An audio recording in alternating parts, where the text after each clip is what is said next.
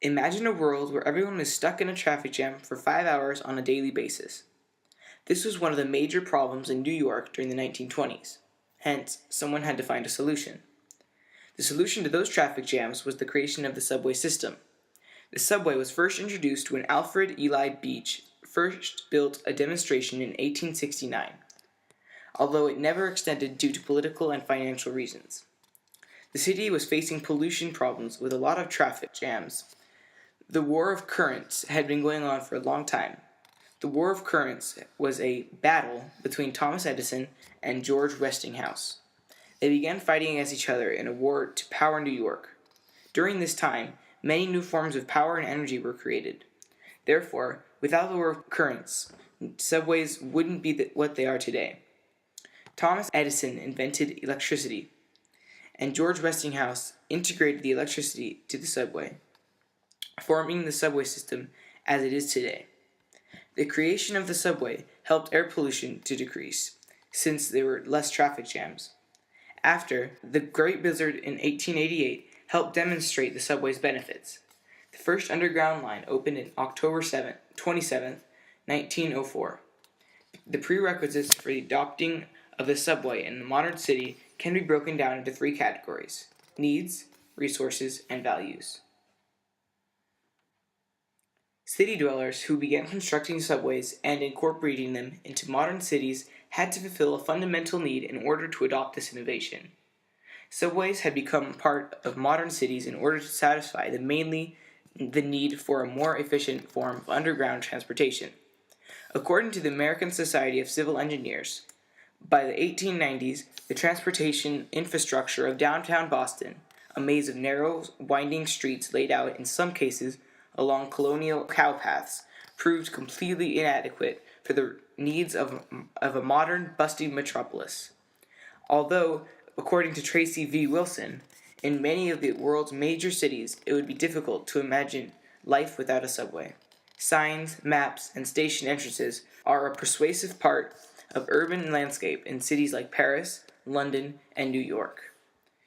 By having narrow city streets, it caused the need for an alternative means of travel, hence the subway. With a big city like New York, people needed another form of transportation, and the subway was obviously the ideal choice. It went underground, so it didn't take up space. It also didn't have to stop for traffic, so it usually didn't get into traffic jams. The city dwellers of the modern world could not have adopted subways if certain key resources had not been available. The most important resource that led to the adopting of subways in modern cities had been electrification. According to the article How Subways Work by Tracy V. Wilson, electrical power also controls the subway's ventilation system. Many subway systems include numerous sections of above-ground track and station entrances that are open to the air. However, natural air circulation from these sources isn't enough to keep the air in the tunnels breathable. Subways have an extensive series of fans and air shafts that circulate fresh air. Also, according to Tracy V. Wilson, author of How Subways Work article, claims that a few subways used steam engines, but in most existing subways, trains, tunnel lights, and station equipment all run on electricity. Overhead wires, or an electrified rail known as the third rail, supplies power to the trains. Electrification was a very important resource for the subway system, because without it, it would not have worked. This is because the subways, the tunnel lights, and the station equipment all functioned due to electricity.